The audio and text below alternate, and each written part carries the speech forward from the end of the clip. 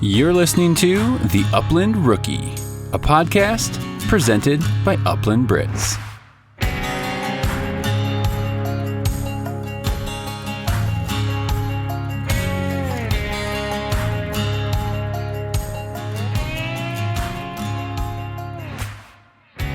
Welcome to episode 34 of the Upland Rookie Podcast. I'm your host, Will Larson, and as always, this is presented by Upland Brits. Also presented by Gunner Kennels. At Gunner, they're proud to say they've helped keep thousands of pets safe on the road because every detail of their crate is designed and tested in real-world conditions for the invested bird dog owner. Man's best friend deserves man's best kennel. That's a Gunner Kennel. Also brought to you by Eukanuba Sporting Dog. Check out Eukanuba's premium performance lineup to find your dog's fuel today at eukanubasportingdog.com. Also brought to you by Pointer Traditions. Pointer Traditions is making some of the finest dog collars, leashes, and bird straps you will find on the market today. Use promo code ROOKIE15 to save 15% off your order at pointertraditions.com. Also brought to you by Trinity Bretons. You're going to hear a lot more from Trinity Bretons about the Trinity Upland Academy in the beginning of this episode, so stay tuned for more. All right, guys, what's going on? Hope everybody is doing well. Hope you had a great weekend from some crazy football. My gosh, I am so stressed out from those games this weekend. I'm not even a huge fan of all those teams. The Bills, the Bucks, Packers, Cincy, all those teams. I know they're all fine teams. They're all good teams. I have my reasons for pulling for a couple of them, but it was just a stressful weekend. Saturday wasn't so bad. I couldn't really care less about the Titans. Gosh, I don't even know who they played. Titans and whoever beat them. The Packers Niner game, I was pulling for the Packers. My son loves Rodgers. And so that was a little heartbreaking to see them go down.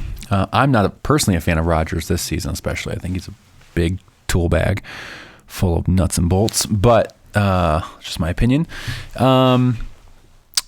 Then Sunday rolls around and it's a freaking nail biter all day. It's all I did all day yesterday. I got some stuff done around the house on Sunday morning, and got some stuff done. Got the pigeons taken care of. The dogs, they were worked in the morning. Cleaned the pigeon or the chicken coop, all that good stuff, and sat down about 1:00 for the game, our time here in Denver. And man, Tampa looked out of it. They were toast. I wrote them off as they're done after the second quarter. They were getting blown out.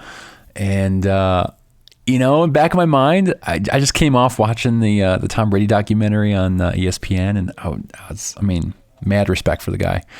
His work ethic, all that good stuff. And I know I'll get a lot of hate for being a Brady fan here, but I have been for a long time. And anyways, in the back of my mind watching this game, I was like, well, there is Brady. I don't know. They got to have a lot go their way for that game to turn around. And sure enough, man, Tampa's defense just, brought it. There's a couple turnovers, a couple goofy things happened in that game, and man, I was stressed out. I was jumping up and down and hollering at the TV. And my wife looked at me like I was nuts. Anyways, moved on from that one, and I was pulling for not Mahomes and not KC to win. I was hoping for Josh Allen, the Bills, to get their playoff win and move on. And man, that game was freaking amazing. My gosh. I can't even recap that game. That was, I don't know. Anyways, I went 1 for 4 or 1 for 3. Yeah, I was 1 for 3 on my picks or my hopes for who won this past weekend. So yeah, we'll see. It was kind of a disappointing weekend. I went to bed kind of angry just at the world because the Bills didn't win and Mahomes just did his thing. And I don't know why the Bills can't cover freaking Tyreek Hill running down the freaking middle of the field. Oh, let's put one guy on him. He's streaking down the middle of the field. That's a good idea. So anyways, I have lots of feelings about that. Anyways, this is not a football podcast. Sorry for my football rant of the day, but just had to get that off my chest. I feel a little better. So thank you for that. Okay. Hunting this week.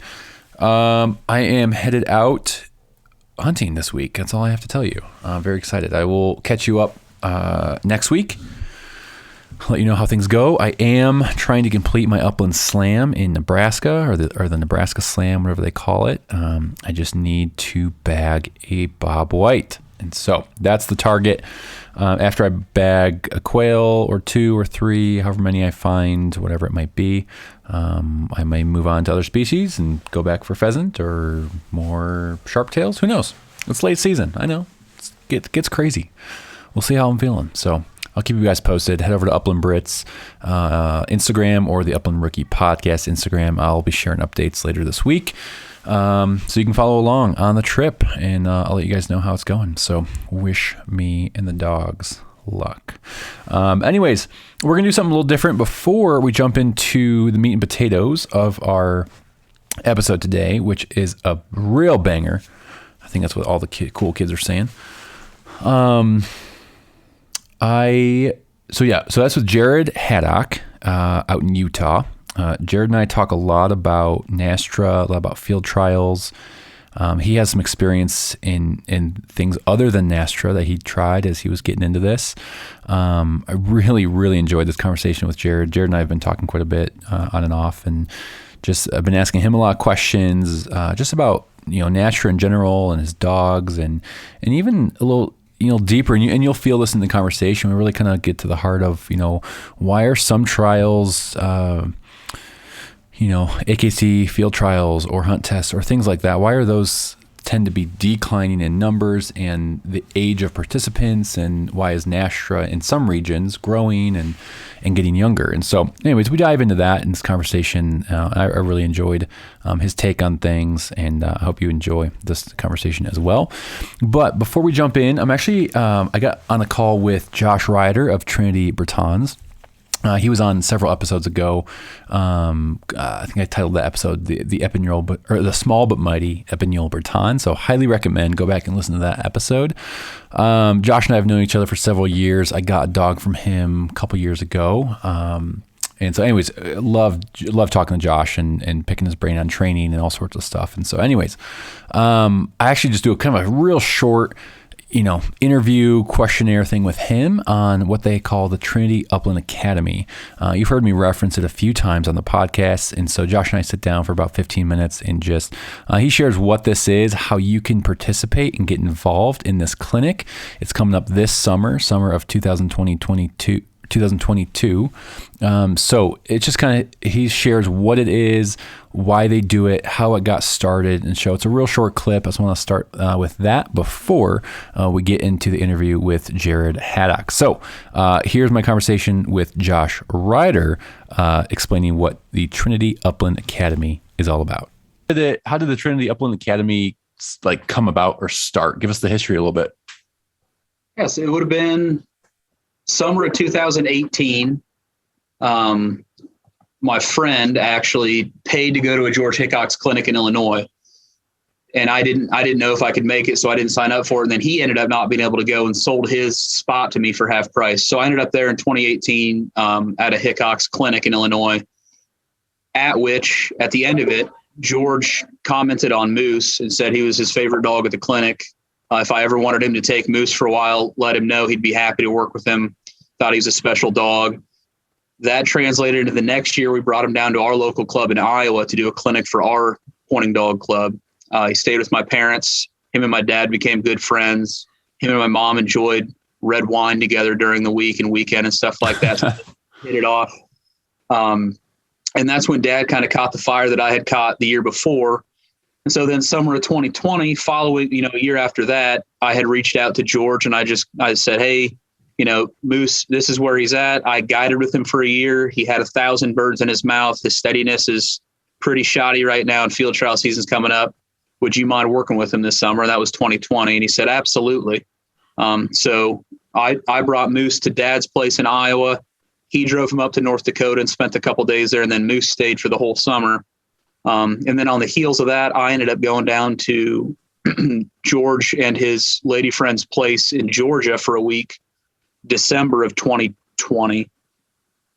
And when I was down there, just started kind of crafting some ideas about branding and marketing and enhancing the kennel and the opportunity for our clients, and put together this idea of doing the Trinity Upland Academy, offered only to Trinity clients or people who were interested in the dogs kind of thing. And George would spend 3 days really one-on-one with a small group at a discounted rate, working with them and their dogs in his philosophy and psychology of bird dog training, which then ended up launching the Academy last summer with our first rendition of the Trinity Upland Academy, which was, it was all people who had Trinity dogs that year. This year, we've got a couple of close friends and hunting buddies and training buddies and things like that are bringing some other dogs as well. But yeah, so it started very organically with the friendship with George Hickox, and then evolved from there into being a really sweet offering for people who want to get the most out of their bird dog. That's fantastic, man. What, when you went to his first clinic back in 2018, like if there was one thing that you took away from that clinic, like what was the thing that stood out to you the most from that experience? Two things. And they're my two biggest selling points for the Academy. Philosophy of bird dog training, which is something I had never heard or read or contemplated. Learning how to read a dog, understanding what you put into a dog is what you're going to get out of a dog, which really enhanced this concept of positive reinforcement training, enhanced my understanding and love of the clicker method to start a dog. In simplest form, teaching a dog to learn to win instead of learning not to lose. From the time they're born, you get a bold, confident dog that always wants to win and is never concerned about losing. Which just makes training a whole different game, which is easy, it's fun, and the dog thinks that they're the master, even though they're doing what you want them to do. So instead of fighting with your dog throughout life about steadiness this or retrieve that, they're like, yo, I can win this game, just show me what it is.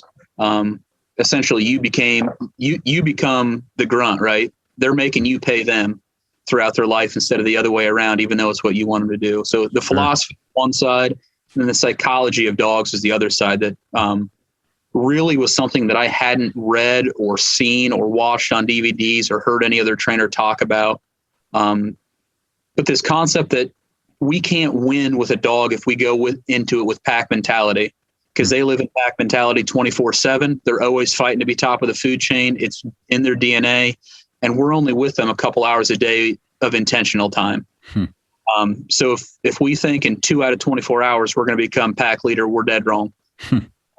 So the idea that dogs learn by association through consistent repetitions, it changed the game for me. Wow. Just the idea that I want him to be pack leader, but I want him to want to do what I want him to do. So it's almost, mind games with your dog, tricking them into thinking they're the master. Yeah. Letting them run. That's cool.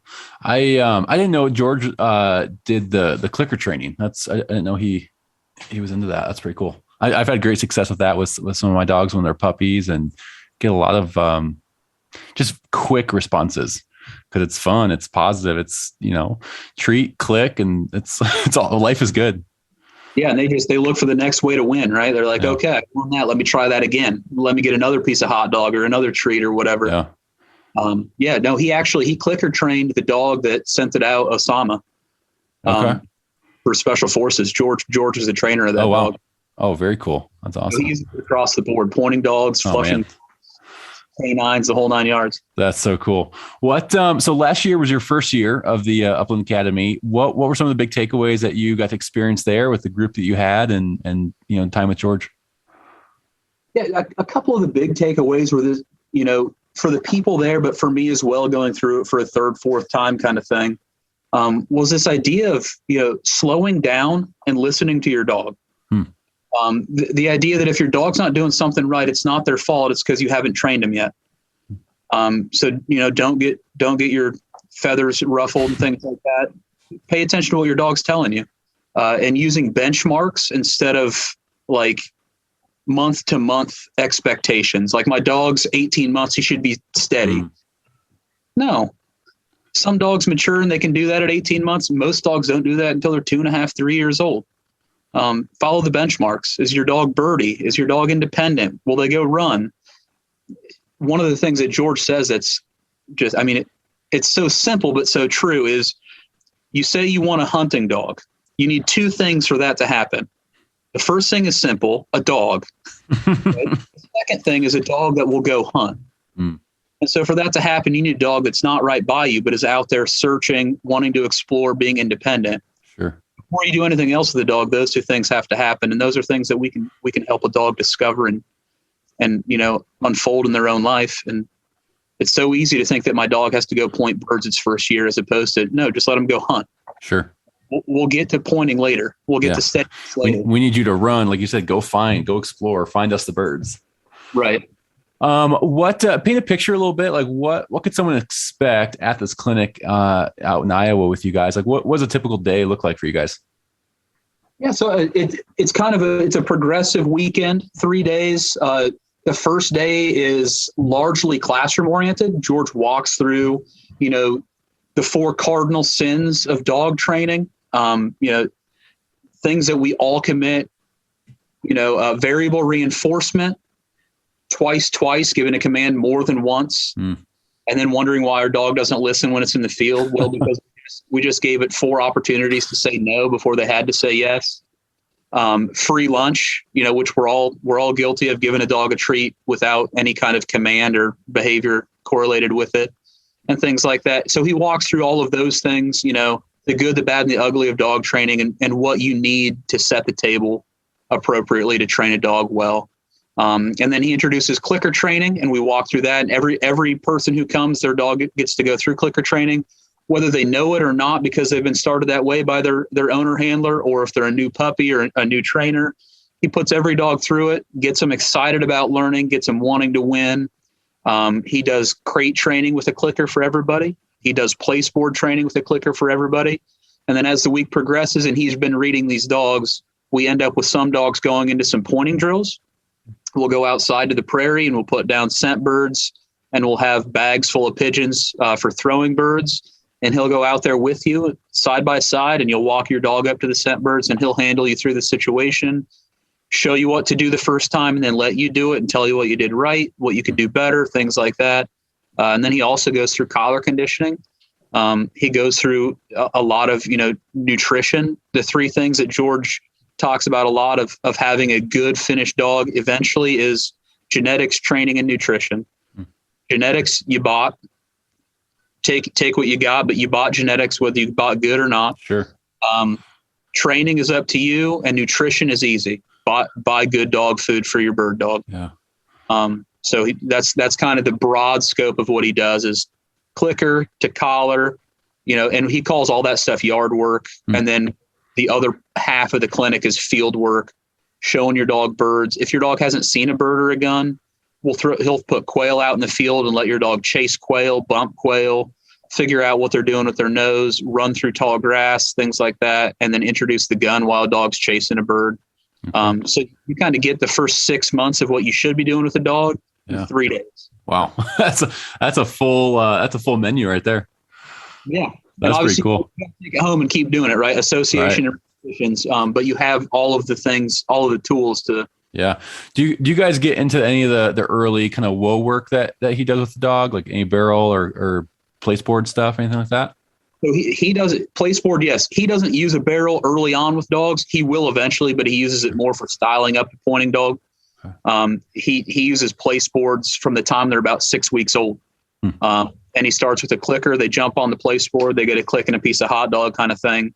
And then he builds duration, as they go, and he shows everybody how to do that up until, he'll say you can go inside, make a cup of coffee, pour yourself a cup, walk back outside, and your dog's still standing there. Nice. And he'll talk through how he uses collar in different places for different things. So he'll teach people how to use a collar on the neck for anything that means go, whether it's turning in the field or coming back to you.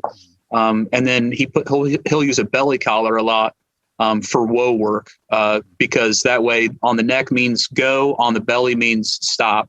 and you're not sending mixed messages to your dog. Sure. We'll intro that for people as well. That sounds awesome. And I saw an email you sent out a couple weeks ago. It sounds like you guys will eat pretty well too, huh? Absolutely.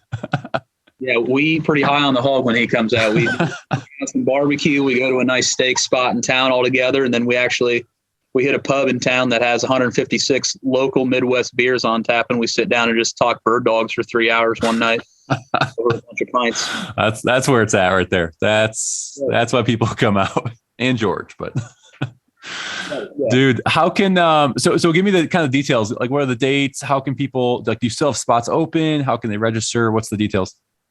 Yeah, we still have spots open. I've got a few spots left for the beginners clinic. That's June 24 to 26 this year, 2022. It'll be at the kennel just outside of Pella, Iowa. And then the advanced clinic is June 17 to 19. Because there's more field work there, we wanted to do that one before it gets as hot as late June, because the dogs will be running a little bit more in that one. That one's really for people who have been to a Hickox thing, or who I've known and have talked to long enough that they know what they're doing with bird dog training, and they're really ready for the next step of finishing up steadiness, or they want to work on patterning in the field, or if they want to do force fetch or things like that, is kind of the advanced dynamic there. So. Okay, very cool. And then do they just reach out to you on the website, or? Yeah, they can register through the website, www.trinitybretons.com. They can email me at trinitybretons@gmail.com. They can call me. Here's the number, 301-830-1060. There we go. In the abyss. But yeah, any method that you guys, that people want to have to look it up, we've got spots available. Okay. That's fantastic, man.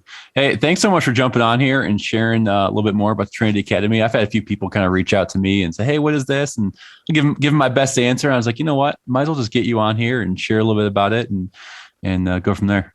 Yeah, man. I mean, in shortest form, George is the best dog trainer in the country. The proof is in the pudding, right? He's got the winningest dog in field trials of all time. He trained the canine for special forces that found us. He's won Flushing dog, nationals. He's kind of done it all, and he's got a system that works not just as do this, don't do that, can't you read the signs, but more along the lines of work with your dog and read each other and follow the benchmarks. Yeah. So that sounds fantastic. Well, Josh, thanks so much, man. I really appreciate it, and hopefully I'll see you soon. Sounds good, man. Take care. See ya. All right, guys, I hope you enjoyed that little clip with Josh. Like he said, reach out to him either on their website, through Instagram, email, whatever it might be, or his cell phone, which he did leave his cell phone number. So just saying.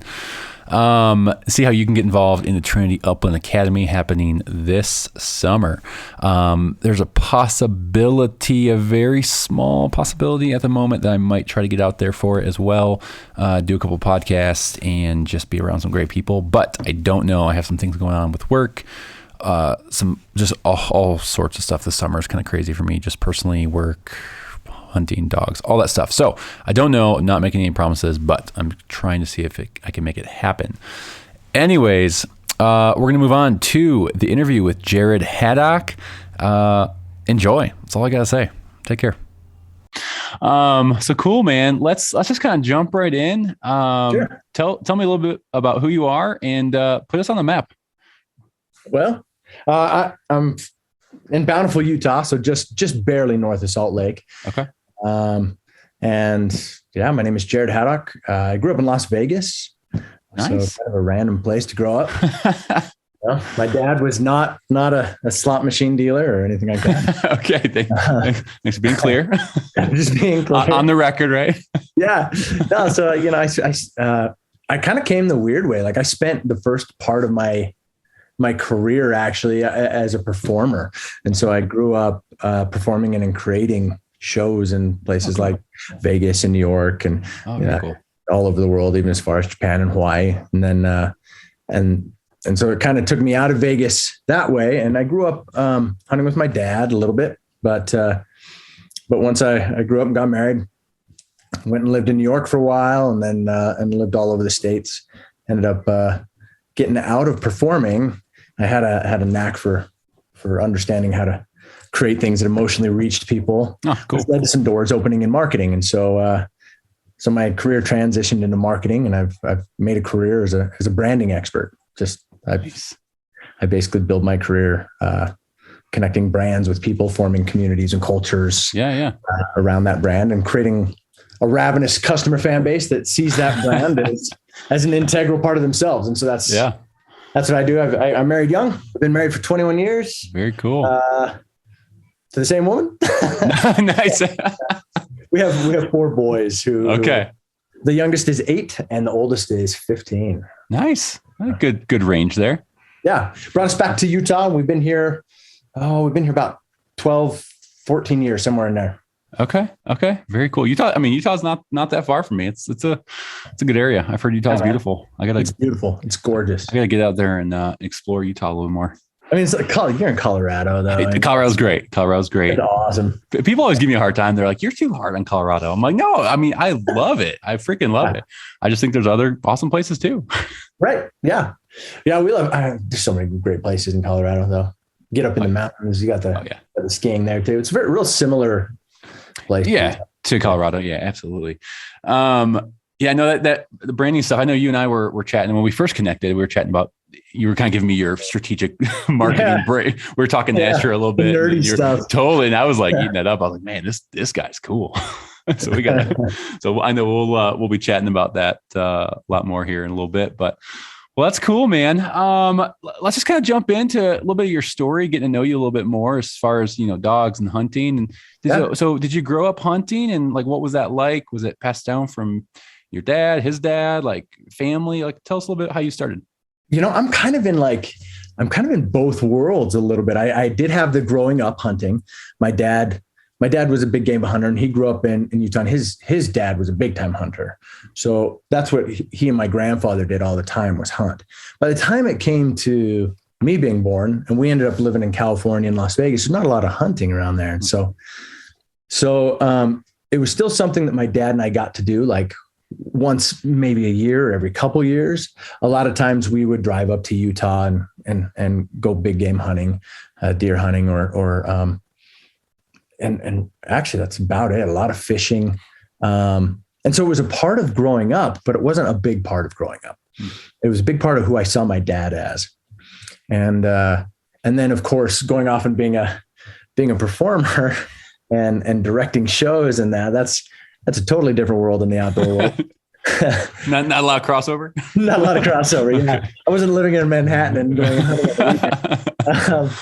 And so I totally got out of it, and like a lot of people, and didn't do anything, and then ended up moving back to Utah, and we moved somewhere that was like really close to some world-class waterfowl hunting.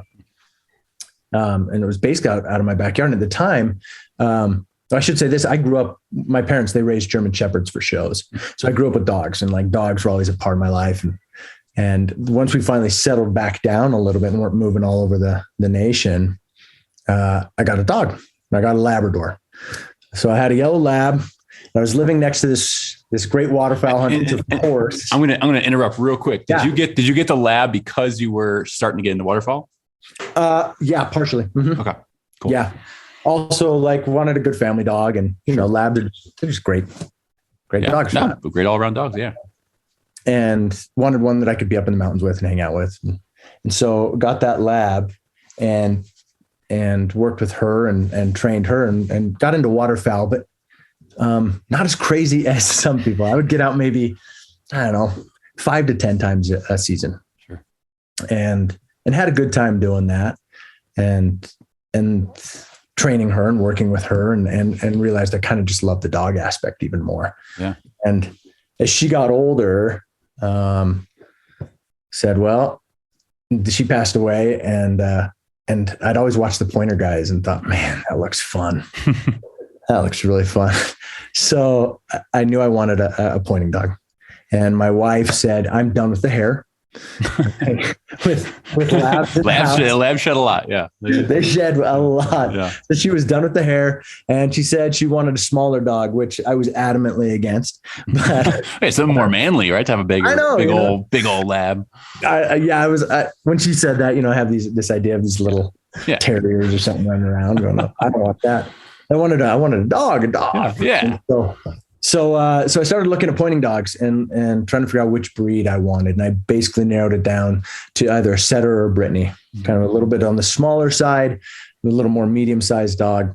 The Brittany shed a little bit less than setters on a whole. And then I just started researching the crap out of Brittany's. Lines. And I mean, this is, yeah. Wow. So you got into that side pretty early. I did. Yeah. Good for you. I'm trying to figure out, to find a dog that worked with me. Sure. And my personality. I want a dog that could be up in the mountains with me and go hunting and hiking with, but at the same time was going to hunt my style of hunting too. Sure. And were you getting into kind of upland hunting at this time, or were you kind of getting this dog to get into upland at the time? I had gotten into it a little bit with the lab, and, going out with friends and things like that, and taking, I mean, very typical upland, quote unquote, hunter, where you go taking your pet out to go. I'm taking my lab out, who's great with waterfowl. Totally. Like, she'll do fine on pheasants, And of course she was horrible. Like, what is this? Yeah. Going to farms every now and then, something like that. Right. Sure. Hold on. Let me turn all these notifications off. I apologize. No, I think there were some of mine too. And so I was taking her out and really not seeing much success. But of course I hadn't trained her for it, and she was a lab. That's not what she's bred for. So I was getting this dog to get more into upland hunting. And so I finally found a dog that was in one of the lines that I was kind of looking for. And it was within about a 5-hour drive of me. So it was perfect. So I drove up and got this dog. I got him for $300. Oh, dang. $50. And just from an old farmer who had some great lines, and got him back and got to work, started training.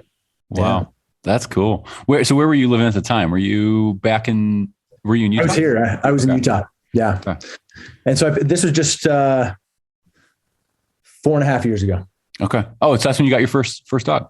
My first pointer. Yeah. Okay. That's right. You haven't had them that long. No, not that long. Okay. So I had been raising and training dogs my whole youth, and then raising and training pets and labs as an adult on the side. But this is my first time getting into pointing dogs. Yeah. I thought, well, I've been training dogs my whole life. This won't be that tough. And so I started training him, and pretty quickly I was like, okay, this dog knows more than I know. I'm not the smartest in the room anymore. Yeah. You know the feeling. Mm-hmm. You're like, oh, I got to get some help. So just like everybody else, you turn to online, you turn to YouTube, you just start researching. Sure. And I kind of quickly came to a place where I said, hey, I've got to get around. Like, where's the best pointing dog guys around me? How do I go get around them and just pick their brain? Yeah. And so I started going out to trials. I joined AKC. I joined NAVDA. I went out to NSTRA trials. Went out to American Field trials. Went out to hunt tests. You tried it all. I tried it all. Yeah. I just wanted to like, how do I pick these guys' brains? Whoever will give me any little nuggets of information. Yeah. You're a sponge at that point. You're just, you have the dog, you know what you want. And now you're like in the desperate mode of like, everyone, I will take any advice. I will take everything. Yep. Anything and everything. And found some just amazing people.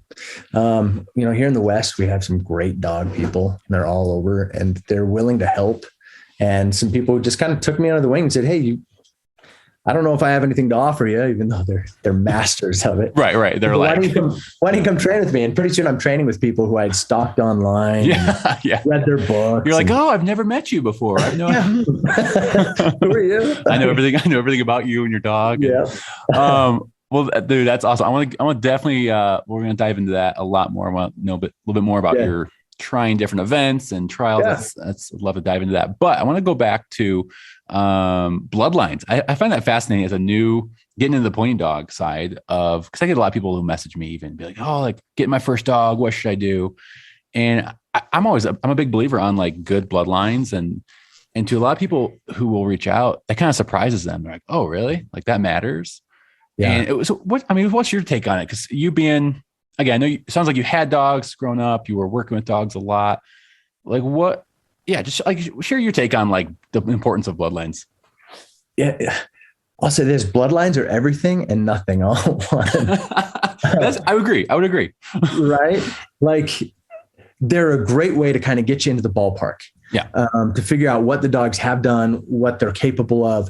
I mean, when you're looking at bloodlines, though, it gets hard even. You can look at championships and be like, well, how much of that is actually the dog's instincts versus just being with an amazing trainer who was able to give them a lot of time. Obviously, some plays into both.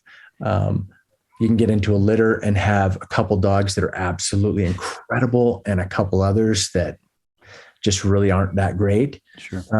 But the great thing about bloodlines is that it really does get you in a ballpark. I truly feel and have seen throughout my life that if you can get the right litter, you have a pretty good chance. It ups your chances of having a great dog, and especially being new. You want every advantage you can take, right? Yeah. I mean, if I'm a new guy getting into this, I'm like, set yourself up for success. Get a dog that has some proven stuff behind it, maybe, and set yourself up for success. I think we're on the same page. Exactly. There. Set yourself up for success. But then again, like on the backside, I say it's nothing because I'm also not the type of guy who's like, get into a litter and you're going to want to get a feather on a string, or you're going to want to turn them upside down, tickle their belly. Sure. Toes, growl at them, see what they do. Like, wait, you don't do that? No. Maybe I should. I don't know. But I've always been the type who's like, I go find the litter and I know what the litter is. And then it's just, I'm going to pick the dog that I seem to connect with at the time. Sure. Yeah. Because I've seen dogs that, don't point anything for the first 2 months of their life become just incredible dogs. I've seen other dogs that would point everything when they're a puppy. Yeah. And then they don't turn into much. I mean, it's kind of hard to tell. And everyone has their preferences. Everyone has their preference of, I've heard guys say, I will only keep dogs that point early. They say, I like a lot of point. Yeah. I'm like, oh, okay. And then other people are saying, oh, I could care nothing about that. I don't care if my dog points unless he's, if he's a year old and he doesn't point his first bird, I'm fine. I'm like, oh, so you get the whole spectrum of like what's important to everyone. And what do you do? How do you pick them? Bloodlines for sure. I love going the bloodlines. And like you said, just to get me the best chance of a dog. I'm still newish at this. So like, again, I'm not getting into all those little micro nuances of, their hips and the stacking of them and how I'm not that good at picking that stuff out yet. And then, meeting them too. And just, personality a little bit when they're young. It's funny. I have told people this before. I do like a dog that points early. I think it just gives me confidence, maybe. Right. It gives me a little confidence. Like, okay, this dog knows like it's there. Yeah, it's there. It gives me a little confidence. And so I like a dog that points a little early. I had a French Brittany dog that he didn't, and it was fine. That's not why I sold him, but sold him as a started dog, and he's doing really well now. And I think he's a dog that's actually maturing later. He's probably a year and a half, almost 2 now, and he's doing great at his new home. And but early on, he just had what's that? Yeah. And finally coming into his own. Exactly, he's fantastic. And so that's kind of how I pick a dog. Yeah. So I was looking at those bloodlines, and for me, I'd narrowed it down to a few. I mean, out west, there's some pretty common bloodlines among the American Brittany's. But I knew that I had wanted to have a little bit of Beans Blaze in there. Oh yeah. Just because of the talent that seems to just throw throughout that line. Mm-hmm. I was looking for Shambo's Dark Shadow because I just really liked not only the way he looked, but super smart dog. And then I was also looking out there for Nolan's Last Bullet because that dog is just incredibly a smart dog and seems to throw those brains into the pups. And so I landed on one that actually happened to have all 3 in there. Nice. And seemed like a good fit for me. That's fantastic. And, he's been a blast. That's fantastic. No, I know we're pretty deep into NSTRA right now. So when you were looking at dogs, were you like the dogs I have, a lot of Snixo dogs, some Beans Blaze, Nolan's Last Bullet. They got, again, a lot of good stuff. Primarily, I would say with both my dogs are heavy on the AKC field trials side, a lot of the bloodlines that they have. But what's your take on a dog that's really geared towards field trial versus NSTRA versus NAVTA? Like, are you just looking for like smarts? Like, what are you kind of looking for? Yeah, great question. I was looking for a little mix of both. I was looking for the brains that I knew were coming out of that Nolan's Last Bullet line. And so I wanted a dog that would be smart, that could work with me, that I could work, it would be easy to train, but would also hunt very intelligently. And though that Nolan's Last Bullet line, so many of those dogs are just, you watch them in the field and the way that they work a field and the way that they work with their handler, like it's a step above. There's something really brilliant about it. You can tell when you see it. Yeah. And Shambo's Dark Shadow had that a little bit as well, but he also is an AKC dog, had the big run. So he's fast, had a lot of speed. And that's where Beans Blaze, I was excited for that too, because Beans Blaze had the smarts and was a bird finder, but at the same time, like you hear the people, old timers talk about him who watched him run, and he was a runner and a big running dog. So he had some range, but also had the speed and the quickness. And I wanted a dog that could cover a lot of ground, but at the same time would be working with me to cover that ground. So that's why I wanted that mix. So I really was looking for a mix of AKC, and Nolan's Last Bullet is a NSTRA dog, right? So I was looking for that's perfect. Yeah. That works out perfect. Yeah. I've talked to some guys that are getting in the NAVTA side, and they want a dog, retrieving and finding, game is a huge priority to them. So again, it's all going to shift on a little bit of what your priorities are going to be. If you solely going to do AKC, then look more AKC dogs. If you're going to do a little bit of both, totally find what you're looking for. Yeah, exactly. So do you get out hunting much this season at all? How's it been looking for you? Oh man, this season's been tough. Actually, it's been a busy year. Yeah. I think everybody coming out of COVID a little bit as we've kind of revamped, getting back into the office and things. It's been busy with kids and all. Sure. So I've gotten out quite a bit, but not near as much as I was getting as you'd like to. Yeah. Totally. Well, how about you? You've been getting out? Yeah. More this season than I have in the past, which is great, but also not as much as I'd like. So kind of a both and. Early season, I did actually a ton early season. September, October, I did a lot. Didn't do a ton in November. December, got out a couple times. And then I'm trying to complete the Nebraska Slam. Yeah. So it's all 4 of their species, and I'm short on the Bob White quail right now. So, I have like about 3 weeks left. So I got to get out there and go get my Bob. Oh, that's awesome. Yeah. You got to get that. Yeah, for sure. I think I told this story in the podcast, but I shot a double on a covey in early December. Yeah. So it wasn't expecting quail to be here at all. It was real kind of a pheasant. It looks like a great pheasant spot. Gauge points, covey. One quail gets up. Surprised me. I'm like, what the heck? The whole covey gets up. Shoot a double. Anyways, we're in about crotch high grass, CRP, and we could not locate these quail. I knew they both went down. I had a general idea. It was just got caught up in the heat of the moment. I didn't mark them well. And search, could not find them. Sent my buddy's dog in there, couldn't find them. Finally gave up after maybe an hour and a half. I went back the next day. I was staying overnight over there. Went back the next day, looked for him again, could not. It made me sick. Nothing. Yeah, nothing. So I don't count it as I bagged one. So I gotta. You still gotta go get it. I still gotta go get it. Oh, Bob Whites are a blast. I went and hunted those in Kansas last year. Okay. Just a ton of fun. Oh yeah. Yeah. I hope you get them. Yeah, I do too. we'll see how it goes. Let's mostly grouse. Let's say again. Are you hunting mostly grouse? Mostly grouse. I say pheasant used to be my favorite, and sharp-tailed grouse are now my all-time favorite bird. I love those things. I'm with you on that. Yeah. Love just gorgeous. Just everything about them. I love everything about them. I love how they work for the dog. I love their habitat. It's just, it's a little different. The way they fly. Oh, I love, I love white belly. Love hearing that little, it's not a cackle when they get up, but it's like a laugh. Yeah, they're laughing at you. They laugh. Yeah. Totally. So I don't know. Everything about it. They got me addicted. So I did a lot of early season sharp-tail. Went up to North Dakota and Montana this September. Got into hunts, sharp-tail. It was a blast. Oh, that's fun, man. So yeah, that was good. Yeah, we're having a chucker season here now. So yeah. Does that go February? Yeah. Okay. Yeah. Okay. It's the longest season. So that's awesome. Is chucker hunting as hard as they say? It is. Okay. Worth it, as they say. Oh, good. It's a blast. I love awesome. chuck running. Yeah. That's awesome. One thing I had this on a question for later, but just as we're talking about, and I promise we will get into that. We'll get to the NSTRA. We keep dancing around it.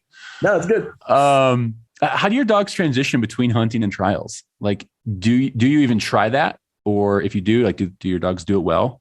They do it incredibly well. And it's no training. Like, it's nothing I've done. Yeah. They're just smart. Dogs are smart. They can tell the difference between different situations and environments, right? I mean, it's the same as like your dogs, right? If you're hunting grouse in the grouse woods, they're going to hunt quite different than when they're hunting sharptail in the prairies, right? They just understand the difference. And my older dog Boone, for instance, he knows when we're at a trial, and he becomes a different dog. And in some ways it's great, and in some ways it's horrible. Like, he gets all competitive all of a sudden, which is really funny. We have like a bunch of buddies that I hunt with. We'll go hunt with their dogs, and everybody's fine and happy and doing great. And then we go and compete against them, and they'll like stare each other down at the line. They know he takes off from the start line and has to like outrun every dog to show him that he's faster than him. It's really weird. Yeah. Oh my gosh. That, like, even because I'm thinking, so I've done, again, a couple of NSTRA things now, and it's I call it a small-ish field, right? It's usually a square 40 to 80 acres, right? Yeah, not huge. So your dogs kind of know the game now well enough where they're not cruising, hundreds of miles. They kind of know that game now. They do. Okay. Yeah, they kind of know the game, know about the distance, so they're staying within a couple hundred yards. Okay. And then, but then we also have a command that's out of bounds. So if I yell out of bounds, or they've just crossed the line, they turn around and come back inside. Oh, nice. Yeah, that's one of the things. And Gage is still trying to figure out right now the out of bounds thing, because he's. I had a local club trial here this past weekend. It's just a local club. They're playing by the NSTRA rules pretty much. Yeah. But anyways, I think it's about a 40 acre field the first run we had, and he's just like kind of oblivious to the out of bounds right now. I'm like, dude, get in here. And he's going like balls to the wall, 100 miles an hour. I'm like, it's okay, slow down a little bit, like. Yeah, he's like he's cruising. He and then the second event we did, it's just a short. So you don't do a brace, just a single dog, 15-minute run. 3 birds are out there, so it's pretty much find 3 birds quickest. You get extra points for more time that's on the clock. You get more points for that. All that same, retrieve to hand, all that. Yeah. And the first bird, he was going balls to the walls for the first 30 seconds, like. Just he's hunting, but he's just moving so fast. Yep. And there was already a ton of birds out there, and he ended up bumping a bird. And once you bump a bird, I mean, there's no real chance for a placement. I looked at the judge. I'm like, well, shit. Like, he's like, yes. Like, it's what it is. I'm just like, dude, what are you doing? Yep. You have those days. He's moving so quick. I'm like, if he's slow down a little bit, but yeah. Well, and they have to. I mean, in NSTRA, you have to be full out. There's no like. Yeah. There's no, I call it hunting mode, where they get into that kind of marathon pace. For my dog, it sits right around 15 miles an hour. Okay. NSTRA, they've got to be full speed. You got time. You got another dog you're going against. Yeah. I know. So anyways, so NSTRA, what talk first a little bit about, you tried a bunch of different trials and AKC, UKC, all that stuff. Like what landed you on NSTRA, and also what did you learn from the other events you tried? Great question. Yeah. This dog, my dog Boone, who's now a little over 4, he kind of opened up that whole world for me. Right. I mean, I told you earlier how because he was doing well and I needed help. I just started searching out the best people around, and he kind of opened up this whole new world of upland birds to me, of trialing, of dog people, of some of the best the best people in the West. I kind of owe him a whole ton for what he's been able to just open up to me. But we started going out to these places just to see the difference between each, right? Yeah. And so, and I guess I should say, as part of opening up that world, now I'm on the presidency of the AKC Yes, Club. you are. I'm the presidency of the NSTRA Club. I'm a member of NAVDA. Oh man, they suck you in fast. Oh yeah, I'm a NSTRA judge. Oh my gosh. Member of Pheasants Forever and Quails Forever, and I mean they'd suck you in fast, right? Oh yeah. Oh yeah. Doing everything. Yeah. So I got into the AKC stuff first, just because that's what I had known from the lab world and from growing up in the show world was AKC. So I contacted the club, tried to find out when the next event was, and got my dog ready for it. And actually, the very first one, I just went out and watched when he was a young puppy, and so I just went out and watched, see what was happening. I was like, okay, my dog. I see what they're doing. I think my dog can do this. I signed him up for the next one and we went out for it. Really having very little knowledge. Of course, I'd studied the rule book and talked to a bunch of people and thought I knew, but you don't really understand until you see the dogs and are watching the dogs and can see the little nuances with the different dogs. But so we got out and didn't really know what we're doing, but he did pretty well. And we ended up with the second place, which is kind of fun. And it was just a derby stake, a juvenile stake. Yeah. And I just basically rode as many braces as I could to watch the dogs, see what they were after. I think the thing you have to realize about the trial world and the hunt test world is that they all started from the same question, which is, how good is my dog really, right? My dog better than your dog? Let's find out. That's the title of this episode. How good is your dog really? How good is your dog really? And so you have these two different things. You've got tests and you've got trials. And the hunt tests are things like NAVDA or your AKC hunt test, right? They're really just being judged up to a standard. Can they perform this behavior up to this certain standard? And, all sorts of behaviors are in those tests, whether it's pointing or retrieving or healing or water retrieval. Each test has a little bit different. They're looking for a slightly different dog. Where NAVDA, obviously because it's the Versatile Hunting Dog Association, is looking for a dog that can track and can search and all that. Duck search, right? They'll have that. Where an AKC hunt test isn't necessarily prioritizing some of those things, but it's really just a test. And so you're doing a lot of training and you're joining a group, and hopefully the group that you're joining is helping you train, and together you can, you're aiming to one day take a test and be able to pass it. Sure. And in some cases pass it multiple times to be able to get a title on your dog. Sure. Then you have the competitions, which are different, right? There you're not being judged to a standard. Well, I can't say that because there is a standard that you're being judged to, but it's more a competition against other dogs, against the other dogs that are there for that day. So you have the AKC and the American Field trials, which are primarily on horseback. There are walking trials, but primarily horseback. And the king of those trials is the AKC trials, an all age dog or a really big running type of dog. Then you have things like NSTRA, where it's prioritizing some other things. And so as you get into these, the question is really just, what kind of dog do you want? Because each one, although they're answering the same question, is my dog better than yours? It's all to a certain type of dog. And we all hunt differently. So everybody has, these groups started because that's what that group felt was the ideal type of dog for them. Sure. And so just find the group that is the ideal type of dog for you and stick with that. For me, I went to the AKC and American Field trials and enjoyed them. But I wasn't about to get a horse.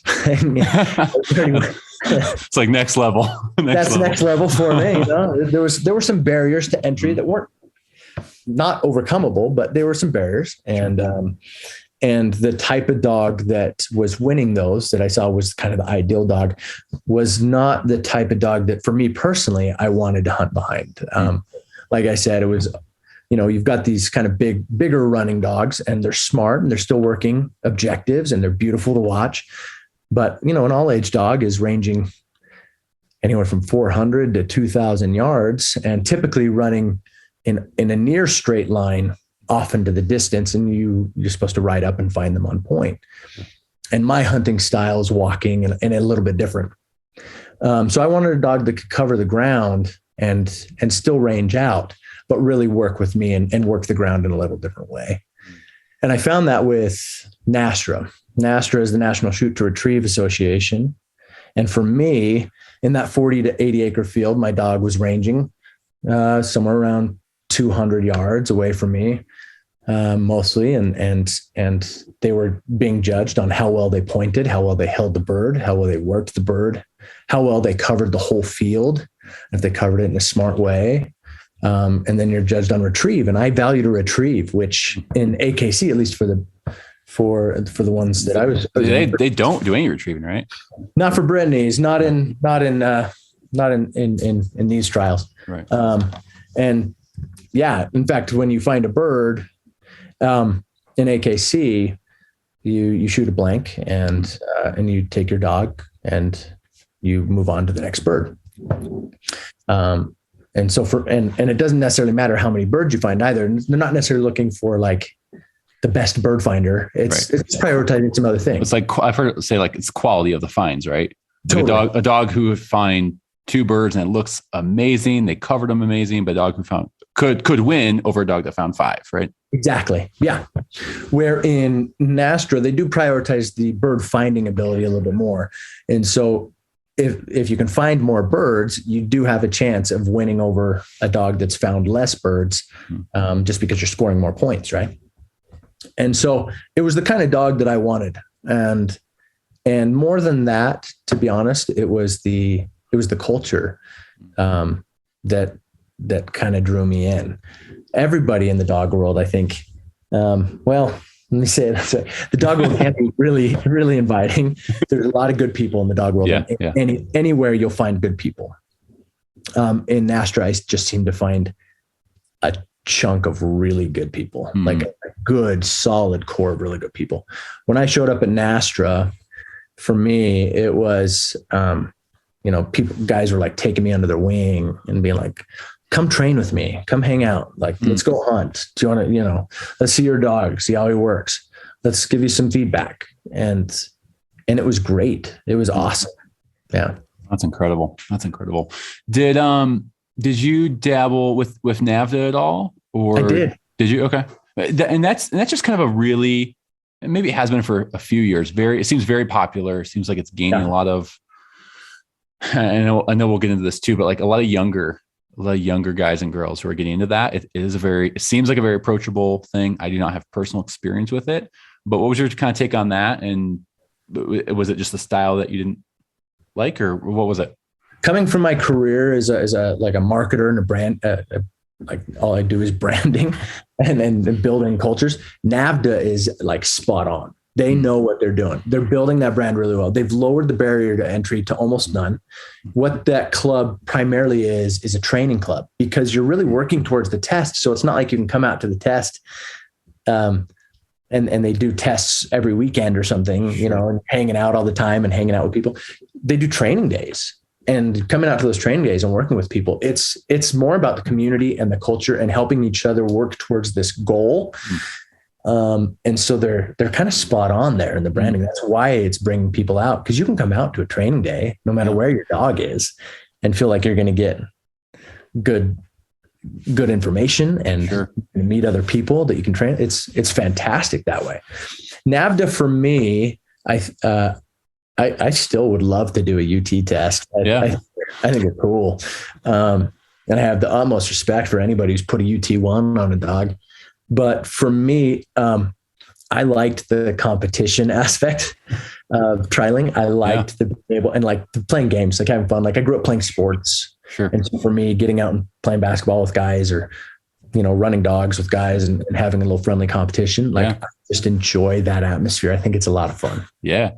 That's interesting you say that. I was going to kind of ask you on like a hunt test or NAVDA versus more of a trial. Like you have so to me, when I was first getting into it, I thought a hunt test was way less intimidating for me because it wasn't my dog competing against your dog. Exactly. If my dog lost, I'd feel like crap. Yeah. Because I like competition, but when my dog's my dog. I'm very, protective over it. Yeah, very defensive. So starting out, I was like, I'll go the either NAVDA at the time or Hunt Test. It just felt like, hey, I'll go against a standard. Everyone's gonna have a good time. And again, I did one Hunt Test. It was great people. Atmosphere was awesome. I loved it. Then I did a NSTRA event, and that was like, I can take this healthy competition. Like people were still like competing against my dog, but they were also like, hey, like you got a great dog, man. Like this has been fun having you. Like the whole experience of I had a mentor the first couple runs, like taking me under their wing. Like I was like, wow, this is really authentic and really cool. Yeah. It's a really great community that way. Yeah. That's yeah. Awesome. And I'm still a member of NAVDA. I still go out to training days and help out sometimes there. And I'm on the AKC Presidency Club. So the AKC Club Presidency. So I go out and we help put on the trials and I'm still there at every trial. And yeah, unless it's the master trial, it's going on the same weekend. Yeah. You're a busy man. Yeah. What, so with like AKC stuff, cause it sounds like they're prioritizing heavily on the find, right? Not on the bird, retrieve at all or anything after the shot. Cause you're not even shooting the bird. Is that just come from historically? Like that's what they start out doing. And do you know any of the history behind that? Like why that's such a high priority for them? Well, the history of trials, right? It kind of started back in the 1800s, really, and they were all walking trials at the time. Over the years, and starting in like 1930, I believe it was, is when. And don't quote me, I'm not a historian. No worries. But I do know a little bit about it. But there was some time around there they really started getting onto horseback and prioritizing that. But it was also they didn't need them to retrieve, and it's different for different breeds. Some breeds in AKC they will do a retrieve, but part of it, what played into it, if you really look into the history, is the way that it was viewed, in the sense of killing birds for a trial. And the wasting of life in that way, or shooting. And there were some safety issues as well with having live guns.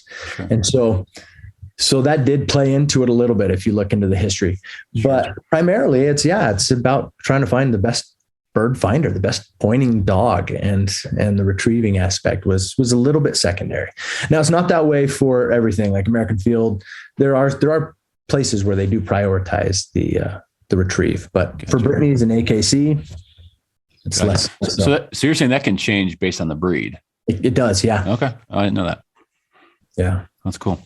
Well, I mean, here's kind of the age old question. Maybe not age old question, but like, why do more people not get involved in trials or hunt tests or NSTRA or NAVDA, or like, why do more people not do that in your mind? But here's where I got to be a little careful, right? Because I'm friends with guys who do all these and girls who do all these, and they're all great in their own means. But if I were to just put on my hat as somebody who spends their career in branding and in building cultures and communities, I'll speak to it from that point of view, because there are a lot of reasons why. Oh yeah, sure. But from that point of view, the barrier to entry is quite high when you go out to one of those trials. And part of that was on purpose. You didn't in the 30s, 40s, 50s, 60s, you didn't want everybody and their dog literally coming out to showing up with their dachshund or right. You wanted to make it the people who showed up and were competing were the ones who were serious about it and did this.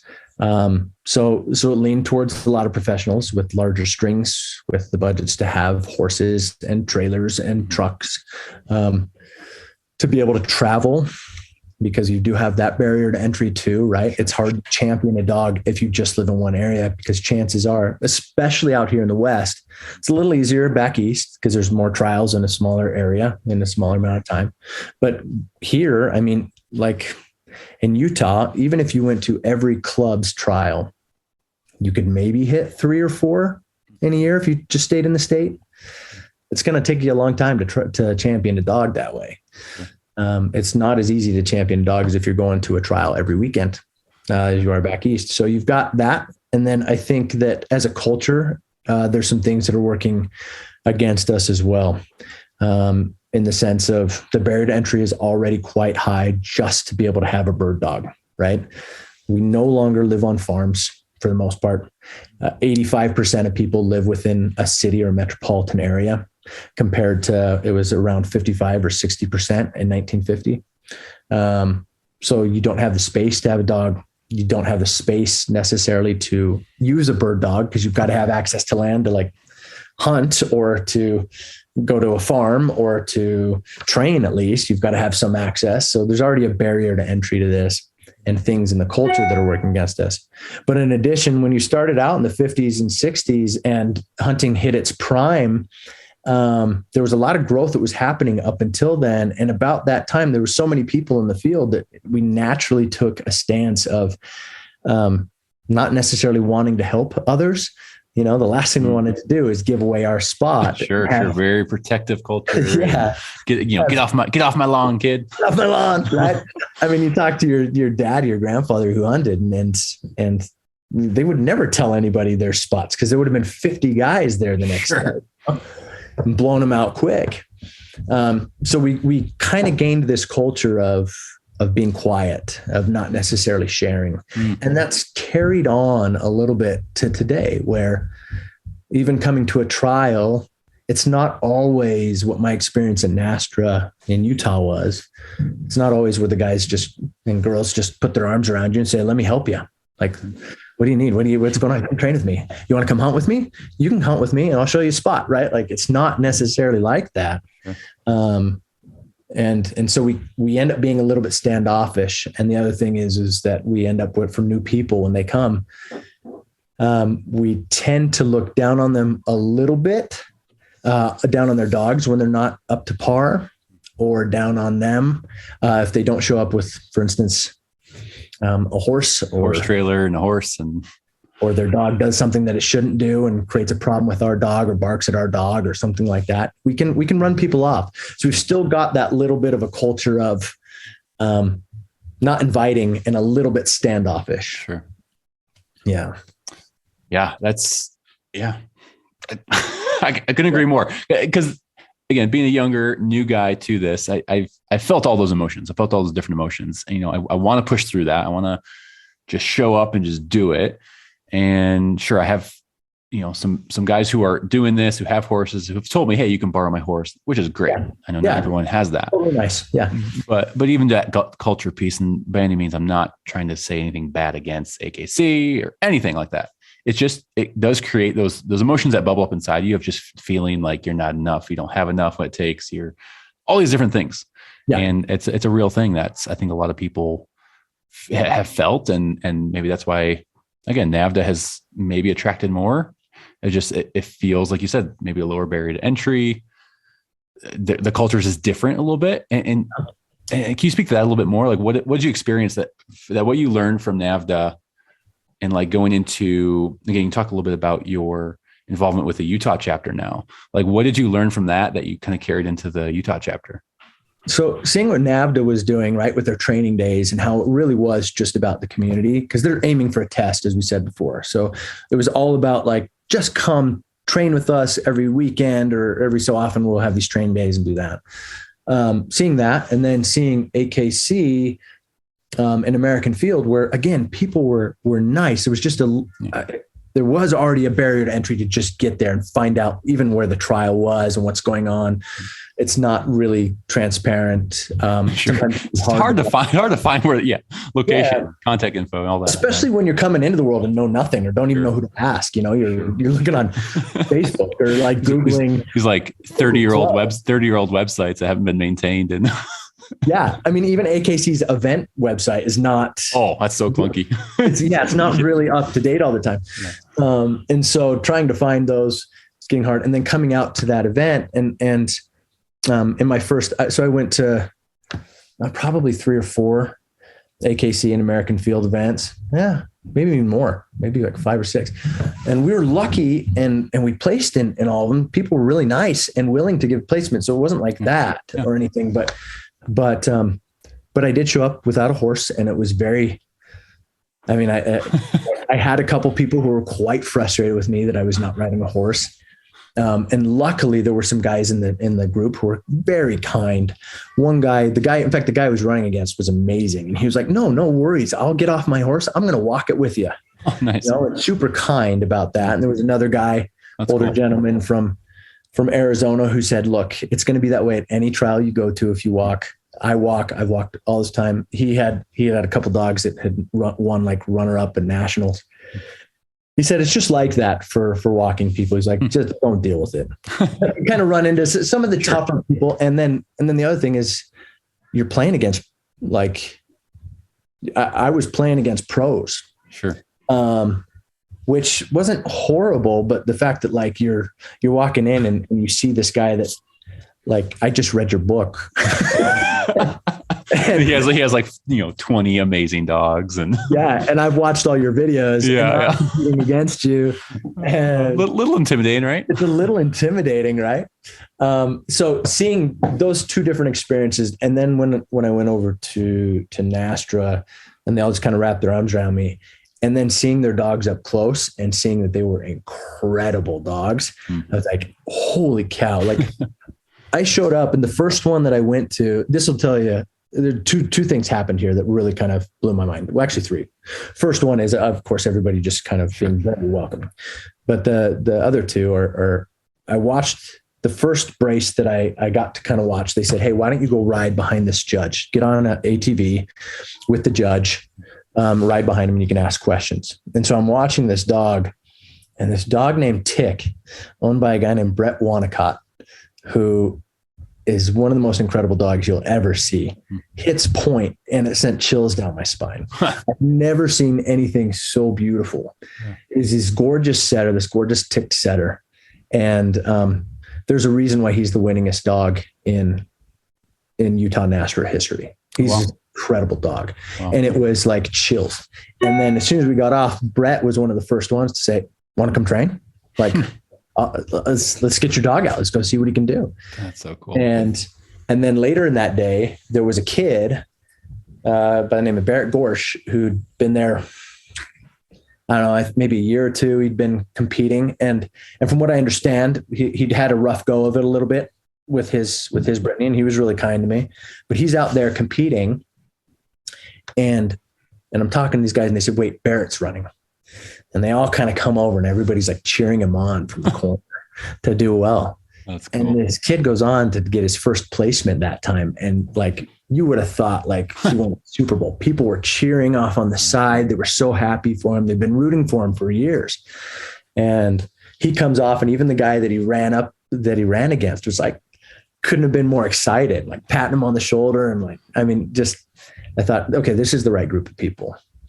So cool. And it was that sort of experience that dude, as you're talking about that kind of gives me chills right now, just because I can picture that kind of atmosphere. And I just think that's a special kind of community right there who can be cheering one another on and, hoping for the best, but also, competing. There's that healthy balance of like competing versus helping out your brother and sister. Totally. I love that, man. My mind, I have like a million questions in my mind, but, so talk a little bit about like, what was the Utah chapter like when you were there, and how has it changed in the last 4 years? So I first joined, my dog is just turned 4. So I first kind of came out to something probably about 3 years ago, maybe. And at the time they were just coming out of, and still in a place where they were having a hard time filling every trial, right? Kind of beg, borrow, and steal, and beg people to come out. Yeah. Trying to find judges is really hard. Can you buy another dog so you can run more? I know, seriously. Yeah. Just so that we can fill a trial, and there's a lot of trials around the nation are like that, right? It's a sport that AKC is notorious for that. It's hard to fill them. We have a hard time filling them here. But the thing that they had going for them was they had created this culture of just openness and engagement and willingness to help and reach out to new people. And so if somebody new came, it was like, you're part of the group. And it really was led by people like Rich Lowe, who's just one of the most amazing people I ever met, or Brett Ure. Brett and Angie Wanacott, who run Tick, that I was just talking about, Maureen Goodrich. So we had these people who were like really well known nationally and great people, and people that you kind of look up to and I'd read about and heard about before even coming out to an event. And then you go out there and it's like meeting your heroes, and they are just the kindest people you ever met. And you feel like you're their friend. So they had created this culture that's just awesome that way. And Brett Wanacott's probably one of the best at it. He's on TV a lot with his dog. And so he gets reached out to quite a bit. And he is just very open with people and always willing to help. And that whole culture is kind of carried over the last few years. And we've seen it just skyrocket in popularity. So that culture, you're saying it was kind of already there in place. Yeah. Okay. When you got there, that was, and then, and it's basically been modeled by everybody who's come in, and the younger guys, as they've come in, have really kind of just grabbed the hold of that and run with it as well. And so it's spread. And now, instead of just a handful of people who are kind of running that culture, now it's a bigger group, and it grows at a faster rate. And with everybody doing that, now we're seeing tons of people start coming in. So we've done things like we've put together mock trials to kind of get rid of some of the make it less intimidating, so that people can come out and they can just see what we do. Just try it for fun. Try it with a training collar, because you're not allowed to compete with a training collar. But sure. But at these mock trials, use your collar, We'll get you out on birds, and we'll talk to you about what's happening and how they would be judged, and some things maybe to work on and how they could compete. And so it's really not intimidating, and they can meet everybody and be welcomed in. They feel like they're part of the group because they are. And that's awesome. Is your Utah chapter growing, and how has it grown over the last several years? And do you know, just randomly, is NSTRA as a whole growing? Yeah. So you've got a couple things that are declining, right? Field trials as a whole are declining with AKC, American Field. We're seeing a decline, and we have over the last several years, and it kind of mirrors the decline that we've seen in hunting. The two that are really growing are NAVDA and NSTRA, and they're growing strong. That's awesome. NSTRA as a whole it's growing quickly. There's a lot of people who want to compete, and the lower barrier to entry is something I think that's really helping that. So in Utah, like I said, we were just kind of on the cusp of barely filling trials 3 years ago, and it's grown so much that now we do quite a few more trials each year. And our last two trials, one filled up in under 24 hours. The last one filled up in like 20 minutes. That's what you and I were talking about. We were like, that one trial I was trying to get into, like it was gone. Man. I know. We were blown away by it. Yeah. So we're trying to figure out what to do for the next trial to help make sure that doesn't happen and more people can participate. But it's a good problem to have. That's a great problem to have. I mean, like I said, I've heard the same thing. What you're saying is like a lot of other trials and tests are kind of losing popularity, but to hear that this and NAVDA are both growing, that's incredible. Yeah, there are people who want to get out with their dogs. There are people who want to learn. They want to compete. Yeah, we just got to help make it a little easier for them. Are other chapters kind of reaching out to you guys as far as like just that culture model and that shift, or has the NSTRA wide growth just kind of happened organically? National is growing organically, but we are one of the fastest growing, if not the fastest growing chapters in the nation. So we have had talks with National and talks with other regions who are asking what's going on and what they can continue to do. That's really cool. What in your mind, what makes a great NSTRA dog? Like some of the top dogs that you've seen, got to see with your own eyes. Like what makes them special? It's their ability to be a partner, I think. Well, I guess I can't even say that, because there are some who are hunting out. They're just good bird dogs. It's the intense style. The fact that they're just gorgeous to look at, their style on point, their style on hitting point, the quickness, their steadiness, everything you'd look for in a bird dog is ideal. the fact that they retrieve so well and have to retrieve right to hand, and are good at that. The fact that they have to be smart in the way that they cover the ground, and that they're working against other dogs. So the way that they work the wind and the way that you are competing, using the wind and competing against others, they really have to be a partner with you and be able to work with you. There are some that I've seen that are great dogs that are a little more independent. When I say that, I mean, like, they give you the finger as they run off. I'm going to find my birds. Yep. Do my own thing and see you later. Yeah. And they'll have runs that are just, they'll knock your socks off because they're just that good. And then other runs where it would have helped if they would listen to their, to their partner. Totally. Yeah. Totally. But I think that's what makes the NSTRA dogs so good, is that they really are partners, and that they've got to have what I consider it all. Yeah. They've got to have the run. They've got to have the quickness, I'll say. They don't necessarily have to have the gigantic range, but they do need to have a decent 200-yard range at least, 250 to cover. You need to be able to cover that field pretty well and efficiently. And they've got to have the steadiness. They've got to have the retrieve. They've kind of got to have what I want when I'm out hunting. Yeah. Do your personal dogs, did they retrieve naturally, or did you force fetch them, or both? A little bit of both. They both retrieve naturally. The younger one I haven't force fetched yet. The older one, I've gone through force fetch a couple times, but he's such a smart dog that he just gets it right away. He's like, okay, this is what you want me to do. And we go through force fetch really quick. And I just haven't had the heart to be really vigilant about it, because he does so well. The only times when he struggles with it is when I blow apart a bird. Oh. So he's like, I'm not picking up this piece of meat. Oh man, I've had a couple times where the guys just laugh at me because I shot a quail once in regionals last year. I shot a quail and I shot it far too early, and it just both wings flew out to the side and helicoptered down, and there was nothing left. And so he goes over and picks up what's left and comes back to me and gets about 15 feet away. And you just see it register in his eyes that this is gross. He's like, I'm not doing this. You pick it up. So he spits it out, and that's the only time he does it. But I've force fetched him enough that he'll now bring that back to me. But you can still see it in his eyes. He's like, I don't think you want this. I know that look. I know that look too well. Before we wrap up here, where's your dog at in NSTRA? Do you have a championship on him yet, or what are some of the things you've gotten to accomplish with him? Yeah, so we had fun. So when he was 1, we started competing, and we didn't do anything. And then when he was 2, about 2.5, he figured it out.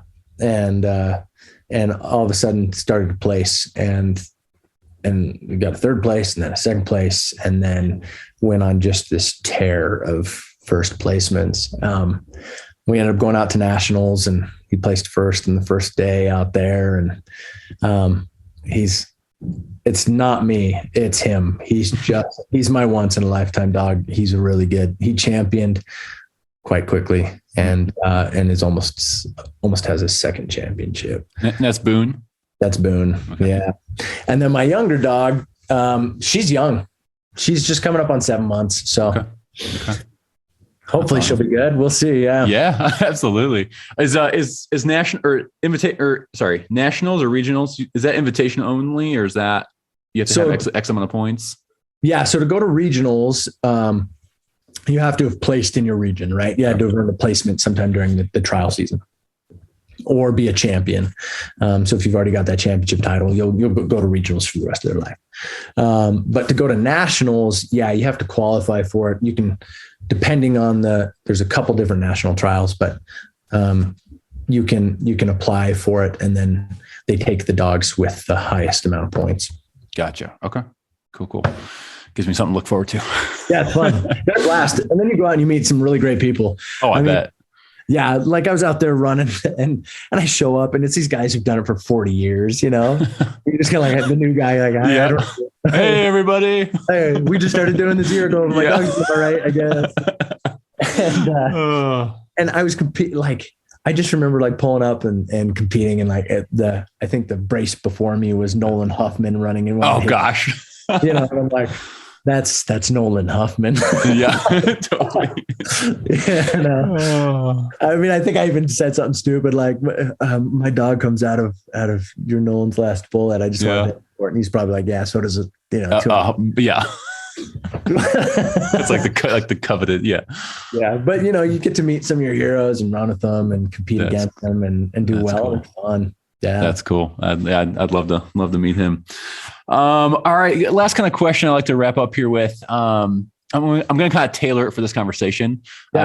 I usually ask, what would you give, the rookie uplander out there just getting into upland hunting? What advice would you give them? What advice would you give someone for the rookie out there who just, who's interested in this trial realm, whether it's NSTRA or hunt test, whatever it might be? What advice would you give them if their interest is piqued, they're excited, maybe they're getting their first dog here soon? What would you say to them? I would say get out to as many trials as you can or tests. Go to those. That's the group of people that you want to be around, I think. Whether and find the group that is either the people you want to be with or that is creating the dog that you want to create. Because once you find those people, that barrier to entry becomes really low, and it becomes a whole lot of fun. So I'd say get out to as many trials, see what kind of dogs they're after, see if that's the kind of dog you want to create and learn. The other thing is along with that, but it's finding that mentor or mentors.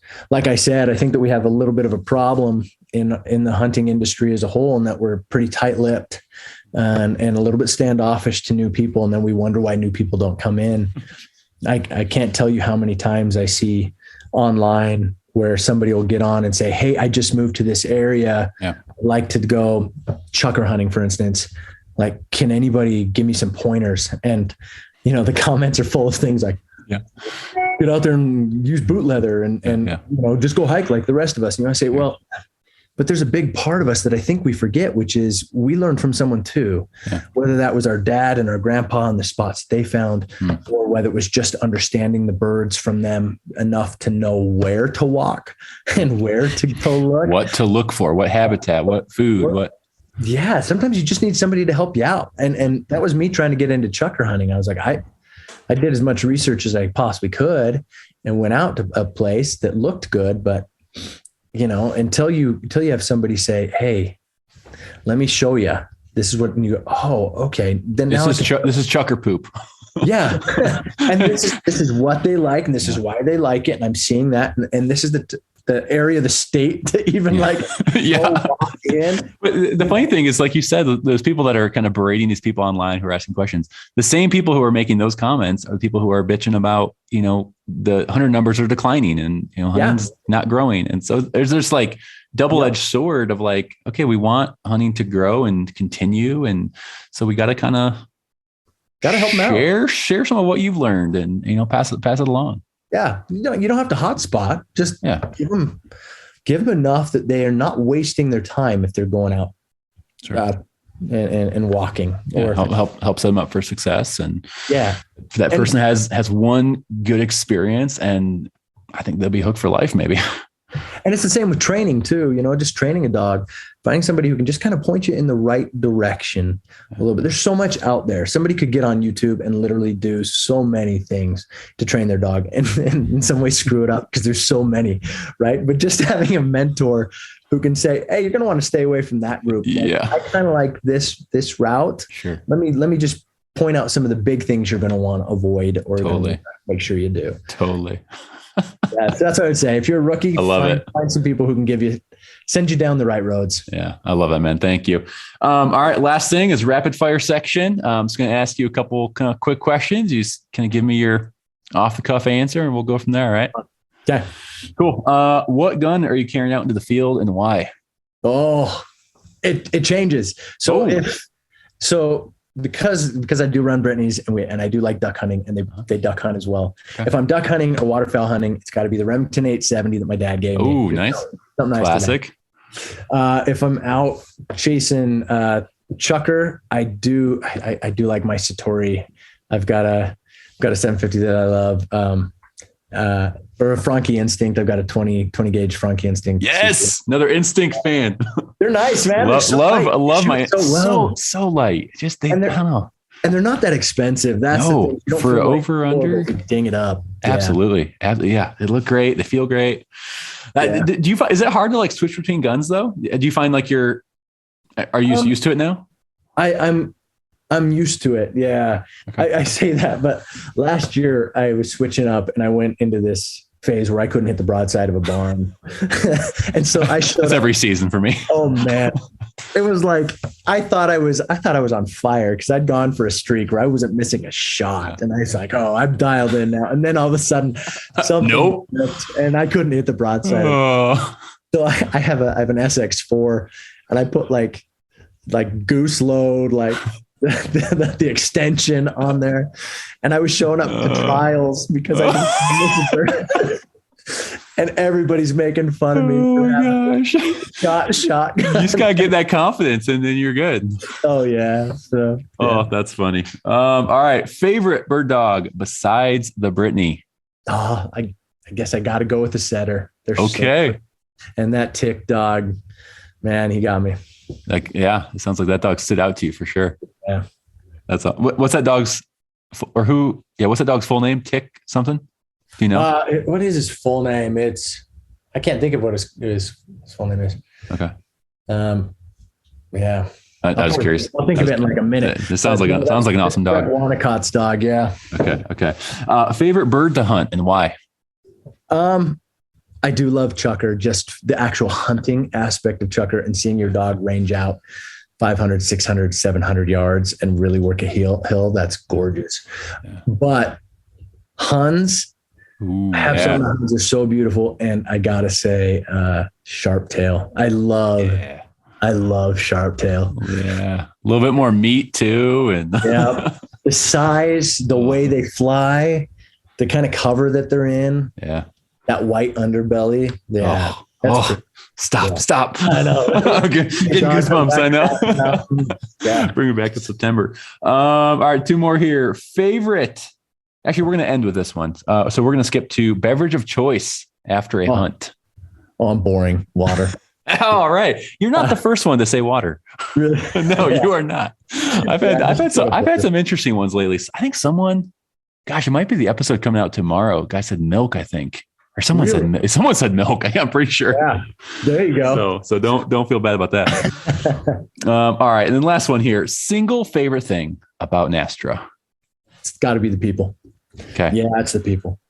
Okay. I've just never met a group of people who are so elite level in their training and their knowledge and ability with dogs, and yet are just like family. Yeah, I love that. I love it. Jared, this has been a blast, man. I've loved, we could probably go several more hours, but I'm looking forward. I know I'm planning to come out in March for that one trial. So I'm looking forward to that. And I can't wait. We'll get another Brittany out here. Yeah. Would love to. Hey, are you on social media much, Instagram at all? Or if people have questions or want to reach out and connect, how can they get a hold of you? Well, they can hit me up on the Utah NSTRA site or Facebook probably is the easiest. On the Utah NSTRA Facebook site, but yeah, I'm on all the social media. Cool. I stay off it a little bit just because as a marketer, you get inundated. But I bet. I'm there. Cool, man. Well, thank you so much. This has been a blast. Love getting to know you, and can't wait to connect more. Yeah, can't wait to see you in March. Absolutely. Thanks, Jared. Bye. All right, guys, that's a wrap of episode 34 of the Upland Rookie Podcast. So I want to thank my sponsors once again, Eukanuba Premium Performance Dog Food, Gunner Kennels, Pointer Traditions, and Trinity Bretons. Jared, thank you so much for sharing your knowledge, your wisdom, just getting to know you more, brother. Really, really enjoyed that, and I look forward to seeing you in a little over a month from now, maybe a month and a half, out in Utah.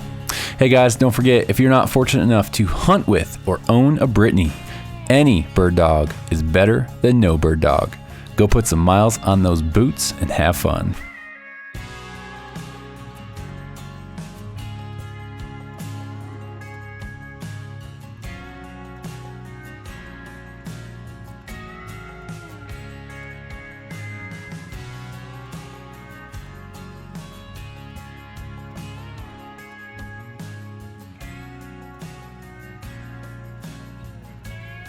And hey, if you're still listening, go ahead and leave a rating and review on Apple Podcasts or Spotify. Yes, Spotify is now accepting a rating and review system for their podcasts. Really is going to help the show get out there to more hunters, trialers, NSTRA members, NAVDA members, AKC members, whoever it is. It's going to help get out there to more people just like you who have a passion for the uplands and bird dogs. So thanks so much.